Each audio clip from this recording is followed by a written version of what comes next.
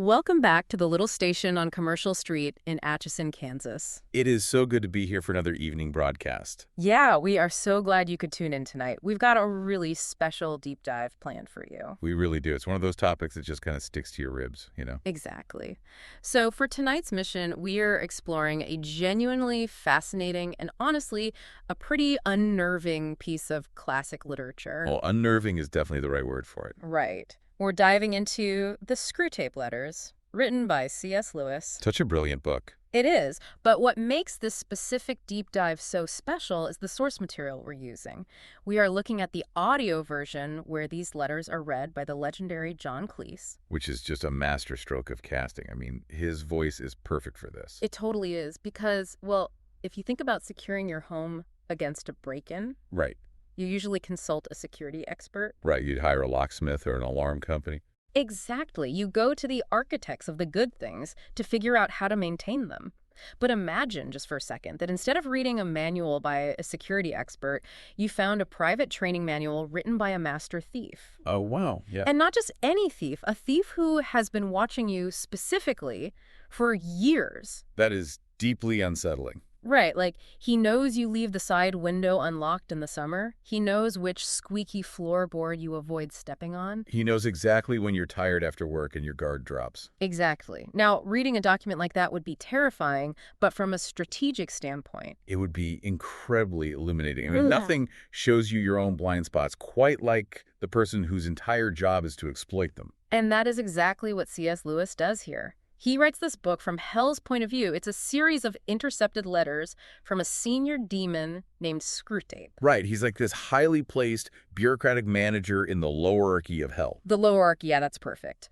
And he's writing down the corporate ladder to his nephew, Wormwood. Who is very young, very inexperienced. Yeah, Wormwood has just been handed his very first assignment, a human man living in England right at the onset of the Second World War. And throughout the letters, this man is simply referred to as the patient. Right. And Wormwood's only job, his singular goal, is to tempt this patient and secure his soul for hell. And listening to John Cleese perform this is just, well, it's a revelation, honestly. It really is, because he doesn't play Screwtape like some cackling cartoon villain, right? No, not at all. He uses this incredibly dry, polite, middle management tone. Yes. He sounds like a frustrated corporate boss who is just utterly annoyed by his junior staff's incompetence. Which is exactly what Lewis intended. Evil isn't presented as this chaotic pit of fire. It's a vast, tedious administrative state. Where souls are literally just numbers on a spreadsheet. Exactly. Yeah. But before we get into the actual tactics they use, we have to talk about the warning Lewis gives right at the beginning. Oh, the 2 hours. Yes, please, set the stage for this. So in his preface, Lewis warns that humans tend to fall into two equal and opposite errors when it comes to demons. Okay, what's the first one? The first error, and this is very common today, is to just completely disbelieve in their existence, to treat the spiritual realm as a fairy tale. Which is basically the default setting for the modern world. I mean, Yeah. right. If you can't measure it in a lab, it's not real. Precisely. Yeah. But the second error is just as dangerous, and that is to feel an excessive, unhealthy, almost obsessive interest in them. Like getting too caught up in the occult, that kind of thing. Right. And Lewis says that hell is equally pleased by both of these errors. They will hail a pure materialist or a dark magician with the exact same delight. Because either way, you've lost sight of the actual truth. Exactly. It's Lewis basically grabbing you by the shoulders and saying, don't treat this as a joke, but also don't let it become an obsession. Which is such a grounded, practical way to start. And it actually ties perfectly into this overarching Chesterton tradition that Lewis is a part of, right? Oh, absolutely. G.K. Chesterton had a massive influence on Lewis. Right, using humor and Christian realism as a weapon against evil. Yeah, using satire to reveal the truth better than just, direct instruction ever could. It makes you laugh right up until the moment you realize he's talking about you. Exactly. And that brings us to letter 1, where we see how this modern bureaucracy actually operates. Screwtape gives Wormwood his first major rule about how to handle the patient's intellect. Right, he tells him, whatever you do, do not try to win this guy over with logical argument. Which sounds completely counterintuitive. Yeah, you'd think the devil would want to argue you into submission. But Screwtape explains that a few centuries ago, humans actually connected thinking with doing. If something was proven logically true, they believed it, and they changed their lives for it. But not anymore. No. Screwtape brags that thanks to the weekly press and just the sheer volume of information, people don't think in terms of true or false anymore. Right. They use jargon. Everything is either academic or practical or contemporary or outworn. Jargon has totally replaced reason. And Screwtape warns that arguing actually wakes up the patient's reason. And if reason wakes up, God, who Screwtape always calls the enemy, has the ultimate advantage. Because God can argue too. And God has the truth on his side. So Hell's strategy is to keep the human completely focused on just the immediate physical sense experiences. Exactly. And the anecdotes Screwtape uses to illustrate this is just brilliant. Oh, I love this part. The guy in the British Museum. Yes. So Screwtape says he was once assigned to a sound atheist who was reading in the British Museum. And suddenly the guy starts having a really profound spiritual thought. Right. God is at his elbow, guiding his reason, and 20 years of demonic conditioning are about to be undone. So what does Screwtape do? He doesn't plant a counter-argument? No. He just gently suggests that it's probably time for lunch. It is so incredibly petty. It is. And God tries to say, no, this is too important to drop for a meal. But Screwtape just pivots and says, exactly. It's much too important to tackle when you're tired. Better get a bite to eat and come back with a fresh mind. And the second the guy steps outside into the street, Screwtape wins. Because he uses the physical environment. He points out a newsboy shouting the paper and a Nope 73 bus driving past. Okay, let's unpack this for a second, because this is crucial. Why is a Noop 73 bus the ultimate weapon there? Because it represents the overwhelming, tangible reality of the physical world. Hell has conditioned us to define real life strictly as what we can touch and hear right now. So the rumble of the bus engine, the ink on the newspaper. Yeah, it all makes whatever spiritual ideas the guy was having in the quiet museum feel like a silly daydream. Wow. The sheer ordinariness of the world is weaponized. Exactly. Right. Which ties right into letter 7, where Screwtape talks about Hell's current policy of concealment. Right. They absolutely do not want humans to believe they exist right now. Which is a shift.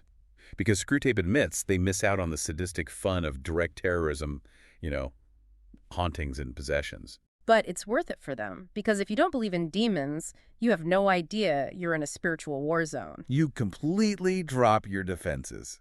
And I think my favorite part of this letter is when he talks about the guy in red tights. Oh, it's so good. He says, if the patient ever starts to suspect Wormwood is there, just pop the image of a cartoon devil in red tights into his head. It's weaponized pride. The modern human thinks, I'm way too smart to believe in a cartoon villain. Therefore, I can't believe in the demonic at all. Exactly. It's brilliant. It's like a bank robber deciding to wear an inflatable clown suit. Oh, right. Because if the security guard sees a clown, his brain doesn't register a lethal threat. It just registers a prank. And because the demons stay hidden behind this absurdity, they are free to just bombard humans with what Screwtape calls the soundtrack of hell. Oh, this brings us to letter 22. This might be the most visceral passage in the whole book. It really is. Screwtape contrasts the atmosphere of heaven with hell. He says heaven is filled with music and silence. And he absolutely hates them both. Despises them. He proudly claims that hell has never surrendered a single square inch to music or silence. It is entirely filled with noise. And Cleese's delivery here, he just seethes. Screwtape praises noise as the grand dynamism, the expression of everything exultant and ruthless. Because noise defends them from what he calls silly qualms. It's an anesthetic. Exactly. If you're constantly surrounded by noise, you never have to be alone with your own thoughts. You never have to hear your conscience. Or connect with the divine. We see this everywhere today. The second we're alone in a room, we grab our phones, we put in headphones. We are terrified of silence because it demands that we face ourselves. And Screwtape gets so worked up talking about this, his mask actually slips. I'm right in the middle of dictating the letter. He physically transforms into a giant centipede. It is such a pathetic, horrifying image. His secretary, Toadpipe, has to finish the memo. And he tries to play it off later like, oh, it was a glorious manifestation of the life force. But it totally shatters their illusion of sophistication. They want to be seen as these grand architects of misery, but really, they're just ravenous, crawling appetite. Just blind consumption. Yeah. And that appetite gets a huge shock early on because the patient undergoes a massive life change. Yes, he becomes a Christian. Which you would think is game over for Wormwood. Screwtape is not happy. Right. But like a master thief, he doesn't panic. Because he knows hell has a surprisingly effective ally in this new phase. The physical church itself. Right. And we should clarify, Screwtape knows the true church, the eternal one, is terrifying to hell. He says it's terrible as an army with banners. But the patient isn't seeing the eternal church. No, he's seeing a half-finished sham Gothic building on a dreary estate. And when he walks in on Sunday, Screwtape tells Wormwood to hyper-focus the patient's attention on the people around him. Yes, to make his mind constantly bounce between these grand spiritual concepts he's reading about and the intensely ordinary faces of his neighbors in the pews. He specifically points out the grocer with an oily expression, the badly printed liturgy, the double chins, and the squeaky boots. I love that detail so much. A guy walking up the aisle in squeaky boots. It is a masterclass in weaponizing disappointment. How does that work exactly? Well, Screwtape explains that God actually allows this disappointment to happen on the threshold of every human endeavor. Like when you start something new with high hopes. Exactly. He uses the analogy of a boy who loves the epic stories of the Odyssey, but then has to sit down and do the dry, frustrating work of actually learning Greek. Or a couple getting married, going from the dream of romance to the daily grind of living together. Right. The transition from dreaming aspiration to laborious doing. It happens in every field, and hell uses that exact threshold to make people quit. Because the patient doesn't have real humility yet. He thinks he's doing these people a favor by sitting next to them. Exactly. So if Wormwood can make the squeaky boots annoying enough, the patient will just conclude that the whole religion is hypocritical and ridiculous. Just focusing on the annoyance to invalidate the truth. It's so subtle. And this brings us to a massive foundational concept in the letters, letters 8 and 9. Ah, yes, the law's undulation. Screwtape actually mocks Wormwood here for not understanding basic human nature. He has to explain that humans are unique because they are amphibians. Half spirit, half animal. Right. As spirits, they belong to eternity, but as animals, they are trapped in time. Which means they're constantly changing. Exactly.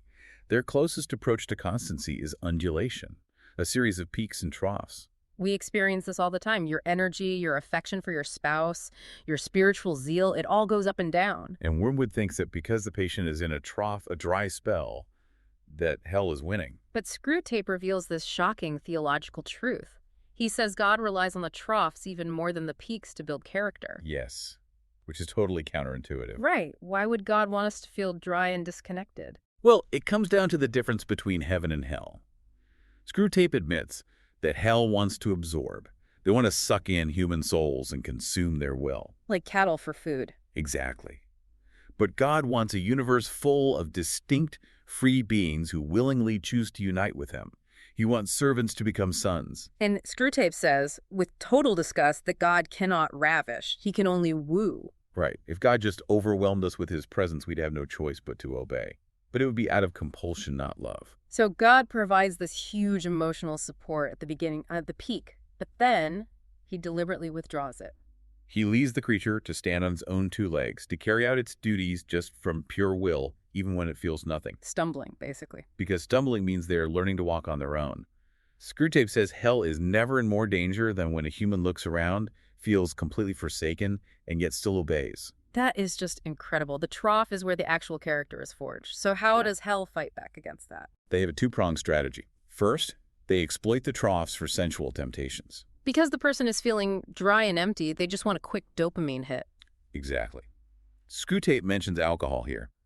He says it's much easier to turn a man into a drunkard by pushing a drink on him as a painkiller when he's feeling dull than when he's happy among friends. They twist the natural pleasures. Always trying to create a craving for an ever-diminishing pleasure.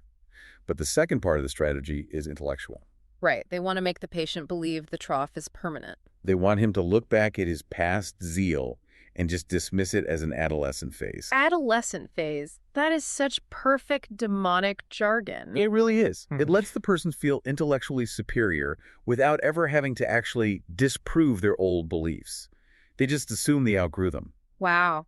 Okay, so let's shift the battlefield a bit. We've talked about the church and the mind, but what about the home? Letter 3 brings us right into the living room. Domestic warfare. Lewis's psychological accuracy here is just chilling. The patient and his mother.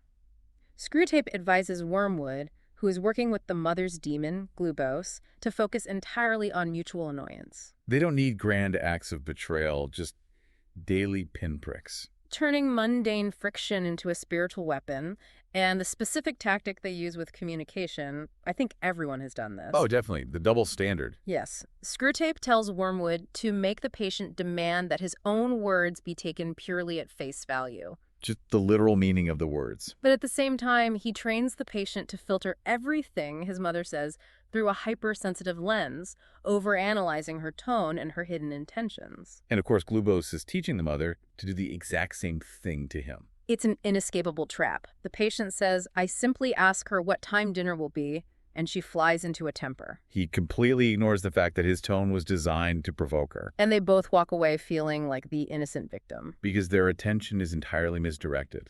They're focused inward on their own injuries or outward on the other's flaws. Screwtape even suggests twisting the patient's prayers to make it worse. Right. Praying for her spiritual state. Which sounds so noble. But it's really just a way to focus his mind on all the things that annoy him about her. He's praying for this imaginary, highly flawed version of his mother. And as a result, he ends up hating the real woman sitting across from him even more. It turns a spiritual practice into a factory for resentment. And that sense of injury connects perfectly to another huge illusion they promote. Let's look at letter 21, the illusion of ownership. This is one of the most profound psychological insights in the book, in my opinion. Screwtape analyzes why humans get so angry. And he says it's not mere misfortune that angers us. No, it's misfortune that we perceive as an injury, a denial of a legitimate claim. You have to feel like something was stolen, and the trigger he points to is my time. Right. Nothing makes a modern person angrier than having a tract of time they thought was their own unexpectedly taken away. Like you sit down at night to read or watch a show, and an unexpected visitor knocks on the door. The spike of anger isn't because getting up is physically exhausting. It's because you feel your time is being stolen. Wormwood's job is to fiercely guard this absurd assumption that my time is my own. Screwtape wants the human to see his work hours as a heavy tax, and the time he spends helping a friend is this incredibly generous donation. All deducted from this magical total of 24 hours that he thinks is his inherent birthright. The absurdity, of course, is that we can't create or hold on to a single second of time. It's all a pure gift from the Creator. Claiming we own time is like claiming we own the sun and the moon. Exactly. It's an illusion born of linguistic confusion. We use the word my for my boots, which we actually bought and own, and then we use the exact same word for my time, my body, and even my God. Reducing the Creator to a commodity we can exploit. Screwtape loves the joke that the fully possessive word mine cannot be truthfully uttered by a human about anything. Ultimately, God or hell will claim ownership of it all. So keeping us fiercely protective of our time just keeps us constantly resentful and anxious. Which brings us to another massive tangled web: romantic relationships and family dynamics. Letter 26. How hell perverts the concept of love. They take the divine idea of charity and substitute it with this negative thing they created called unselfishness. Yes. Now, wait, this is where you have to help me, because isn't unselfishness universally good, like giving up your seat or sharing? It depends entirely on the intent. Charity means you genuinely want the other person to be happy. It's positive and outward-facing. Okay. Unselfishness, the way hell defines it, means you surrender something just so you can feel righteous about giving it up. Oh, it shifts the focus to your own martyrdom. Exactly. Weaponized martyrdom. Yeah. And Screwtape points out that men and women usually define it differently, which makes it even worse. Right. A woman thinks unselfishness means taking on trouble for others. A man thinks it means not giving trouble to others. So she's constantly doing things for him, thinking she's unselfish. He's trying to stay out of her way, thinking he's unselfish. And they both end up thinking the other person is totally selfish. It's a perfect breeding ground for resentment. And it leads to what Screwtape calls the generous conflict illusion. The tea in the garden. This is the most painfully accurate family dynamic I have ever heard. It's so recognizable. So someone suggests having tea in the garden. Someone else clearly wants to stay inside, but sighs and says they'll go out of unselfishness. Then the others instantly withdraw the proposal, pretending to be unselfish, but really because they refuse to let that person get the credit for being a martyr. Then the first person insists on doing what the others want, and they insist on doing what he wants. Passion's aroused. It turns into a fierce competition of who can be the most unselfish. Until someone shouts, "Fine, I won't have tea at all," and a bitter quarrel erupts. And everyone feels totally blameless and horribly abused. If they had just been honest and said, "I want to stay inside," they could have compromised. But by masking their grudges behind this official facade of unselfishness, it breeds intractable hatred. Masterful twisting of a virtue into a vice. And they do this internally with spiritual growth too, right? Letter 14 about humility. Yes, this one is a real mind-bender. The patient actually experiences a moment of real humility. Which should terrify Wormwood, but Screwtape is like, great, use it against him. Screwtape tells Wormwood to wait for the exact moment the patient is genuinely humbled. Yeah. And right then smuggle into his mind a thought, by Jove, I'm being humble. By Jove, I'm being humble. And instantly, pride rushes back in. Pride in his own humility. And if he tries to suppress that pride, Wormwood makes him proud of his attempt to suppress it. It's a suffocating loop of self-obsession. Because that's the real battle. God wants self-forgetfulness. Hell wants endless self-obsession. The cathedral analogy here is stunning. Screwtape complains that God wants a man to be able to design the most beautiful cathedral in the world, know it's the best, and rejoice in it exactly as if another man had built it. Total freedom from bias in his own favor. Recognizing goodness as a gift no matter who has it. But hell wants us to define humility as just having a low opinion of ourselves. Pretty women trying to think they're ugly, smart men trying to think they're fools. Because that false modesty keeps the attention firmly fixed on the self. Yeah. It introduces dishonesty. And speaking of camouflage, we have to talk about gluttony. Letter 17. Ah, yes. This was a massive wake-up call for me. When we think gluttony, we think excess, gorging on a feast. But Screwtape says that's a distraction. They've spent a century focusing entirely on a different variant. The gluttony of delicacy. The mother again. She's managed by Glubose, and Screwtape notes she would be shocked to hear her life is enslaved to sensuality because she eats so little. She suffers from the all-I-want state of mind. All I want is a cup of tea, weak but not too weak, and the teeniest, weeniest bit of really crisp toast. And if it's not perfectly crisp, she sends it back. Yeah. She exerts absolute tyranny over others, but believes she's practicing temperance because the portion is small. This is modern foodie culture, right? The person who demands the exact temperature for their latte and ruins a barista's day if it's off by 2 degrees. Exactly. It's an impossible palatal demand masquerading as boundary setting. And Screwtape says they use vanity to pull men into this too, making them think they are very knowing about food. Finding the only restaurant that cooks a steak properly.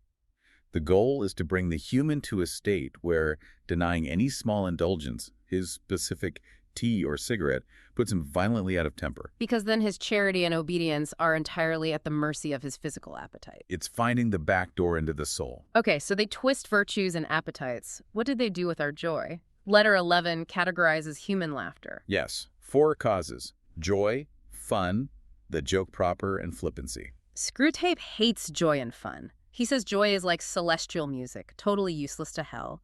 And fun promotes charity and courage. The joke proper has some uses, like bawdy humor or cruelty, but flippancy is the absolute crown jewel. Why is flippancy so destructive? It feels like the defining feature of internet culture today.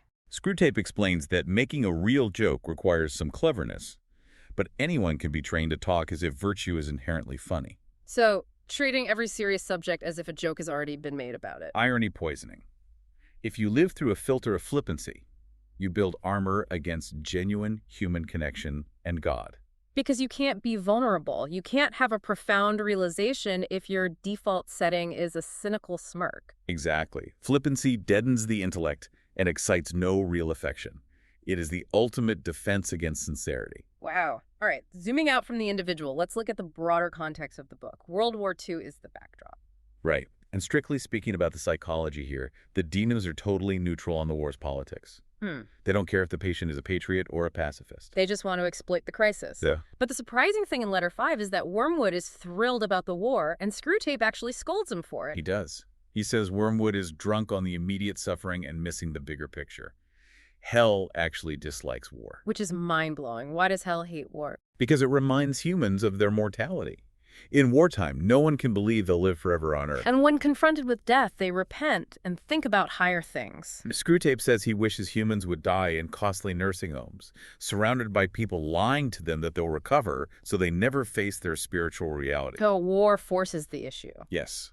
That's why in letter 28, Screwtape tells Wormwood to keep the patient safe. He wants him to survive the war. Because the absolute best campaigning weather for hell is the long, dull, monotonous years of middle-aged prosperity. Worldliness is a work of time. That phrase gave me chills. As a man hits middle age, if he's prosperous, he gets comfortable. He feels at home on earth. And that slow, creeping numbness is exactly what hell wants, which ties into how they manipulate time in letter 15. Past, present, and future. Screwtape says God wants humans focused on eternity and the present. Because the present is where time touches eternity. It's the only place you can actually act, love, or obey. But hell wants us completely obsessed with the future. The root of all anxiety, fear, avarice, and ambition.